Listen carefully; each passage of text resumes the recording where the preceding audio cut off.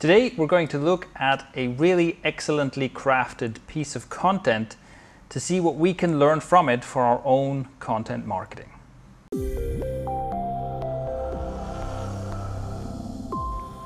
Hello, I'm Shane Melach from Thrive Themes, and this is my second video to help with your content marketing, where we look at a really well-crafted piece online and we try to dissect it to find out what can we learn from it to make our own content better. This is the piece we're talking about today. It is titled Why UX, UI, CX, IA, IXD, and other sorts of design are dumb.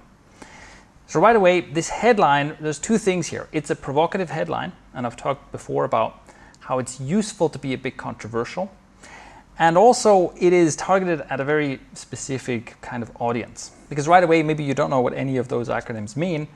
And that just means you're not a designer, you don't work closely with designers.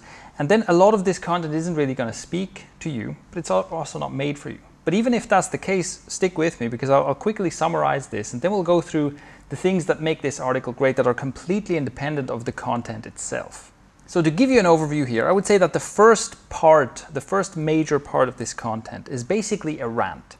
And it is a rant about a problem in the design world, which basically the author's point is that designers are increasingly placing themselves in smaller and smaller boxes and giving themselves all these labels, where it ends up being that, someone says, I'm a user experience designer. I only take care of the user experience. I don't make things look nice. Someone else, you have to hire another designer, a visual designer, an interface designer, whatever, to make it look nice. And the author says, look, this is nonsense. You should start taking responsibility for the design process as a whole. And he takes on, so first of all, he has these illustrations like this one here, where he talks about, what does the designer think and what does the client think, so kind of perceptions.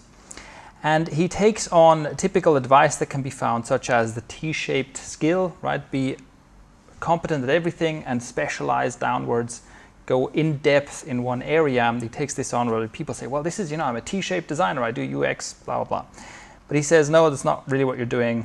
And he has this counterpoint to it, which is quite funny. And he goes on and on in this, like I said, it's basically a rant against this kind of thing that's happening with designers. By itself, this rant is amusing, but it's not that useful. And I don't think this content would have had the great success that it had if it was just a rant. So the second part of this post turns into advice. And the first one is here, where he basically creates a framework of how designers can progress their skills without putting themselves in smaller and smaller boxes. Instead, basically becoming more and more competent at a wider range of design in a way that makes sense for the work they do. So that's useful right there. And then there's also 3 tips here that are very specific, very precise, and very useful. So the first is call your job clearly and concisely. Basically use the language of your client to explain what you do and who you are, instead of your own, insider jargon. And then showcase not the work, but the value you add, and basically build a portfolio of the impact that your work has. So you can come to people and say, look, for this brand, I doubled their conversions. On this website, I cut out all these steps and I made the user experience, rated 50% better in a survey of users. This kind of thing, right? Because that's what your clients actually want. And so you have this result-oriented thinking instead of all these weird labels. So this is excellent advice. I mean, I can tell you this as someone who I hire designers. I can tell you this is amazingly good advice. So with that said, there are a few points here in this post that I want to highlight that I think we can all learn to make our own content better. And the first is exactly this structure. Right? We have this advice part here, which is really poignant and really good. But we have, it starts with this rant. And this is something that can only happen if you kind of take a step back and think about, how am I going to present my content? How am I going to get my point across? I think there's 2 possible ways in which this content could have originated. Maybe it started with the rant, right? Maybe this is someone who was just like, Jesus, all these labels, this is ridiculous. Someone should do something about this, and started with a rant, but then goes, hold on, I shouldn't just rant, I should also add some kind of advice. And this is, if you want to see an example, this is one way in which I develop content sometimes. If you want to see an example of that, I have a rant about content recycling, a very commonly recommended kind of content marketing strategy, where I started with a rant, But then I thought, well, okay, how can I lead from this rant? How can I use this rant to set up some advice that you will then take where otherwise maybe you would have ignored me? Because I think that's an important point. If this post was just a rant with some funny images, okay, fine, but it's not that impactful. But also if it was just a couple of bullet points, this advice here, this is good advice, but this would be a very short post. I think a lot of people would be like, yeah, whatever, it's not that important. The rant that comes before sets you up to take this advice more seriously.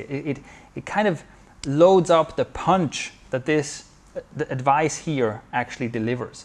So on its own, neither of these components can stand very well, but combined it works really well. So like I was saying, one of the ways in which to arrive here is to start with a rant, something you want to rant about, and then find a way to lead that into some advice, into basically stop doing this, here's what to do instead. The other way this could happen is that you have this advice to give, but you think about, well, again, instead of basically just writing a bland post, here are some tips to do something better, right? How do I lead into this? How do I get people emotionally invested in this? How do I give this advice this extra impact? And so placing a story or a rant or something funny, or even anything that basically rouses emotions before you lead into your advice, will make it that much more effective. So that's something you can do for the next piece of content you create, is you can think, what can I do, right? How can I basically have kind of the emotional component and the advice component? How can I bring those two together instead of only doing one without the other? My second thing that we can pull out of this piece of content is the use of illustrations. There are two things here. One, he uses these classical paintings, sometimes overlaid with text and emojis and stuff, and he uses them repeatedly. And so, for example, here, nice Van Gogh, right? And then at the very beginning, we had some of this. And it's always just really well done. It's always really funny. It's almost like ancient emoji, right? He basically uses these bits of paintings to convey emotion. And it's just funny. It's just really well done. So that's one thing. And the other thing, he has this design consistency, right? We have this kind of style of illustration, and it's very consistently the same kind of illustration style. It's basically these two, right? It's either the classical paintings or it's this kind of thing. Now, if you're not a designer, then you can't do this yourself. I can't do this myself either. But it's still useful to see, because there's two things you can do. If you work with designers, if designers are creating the illustrations and pictures for your posts, you can insist on this kind of clarity and this kind of consistency, right? You can tell them, this is one of the things I want. I want the designs throughout my posts and throughout my blog even to be consistent. I want this to be part of my brand, because it just looks so much more professional. Like, consistency in design is just one of these things that makes everything look more professional. The second thing is that the use of classical paintings actually is brilliant, because if a piece of art is old enough, it's in the public domain, and you can use it, without having to worry about licensing and all this kind of stuff, and you don't have to pay a large price for a stock image. And so that's actually kind of brilliant. And I think it's just so funny, especially the juxtaposition between these classical paintings and the silly stuff he puts on top. So this is actually something, while this kind of design, as simple as it looks, consistently creating this kind of really clean, visually consistent design, that's something I can't do as a non-designer. But you know what? Like, finding some classical paintings and cropping them and writing some silly text on top, I can do that. And then my final point, like in my last time, this is the least practical advice, because my final point is that it's just very well written. And I think mostly that takes practice. To write well in an amusing way, that takes practice.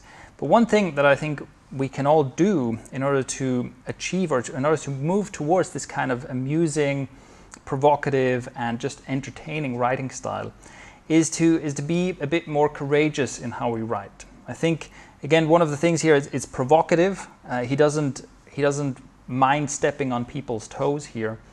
And I think that's important, right? If you're always trying to be politically correct, if you're always trying to, not step on anyone's toes, not offend anyone, no matter how sensitive they are, then you're restricting what you can say. You're restricting the words you can use and phrases you can make, and you're always afraid of offending someone.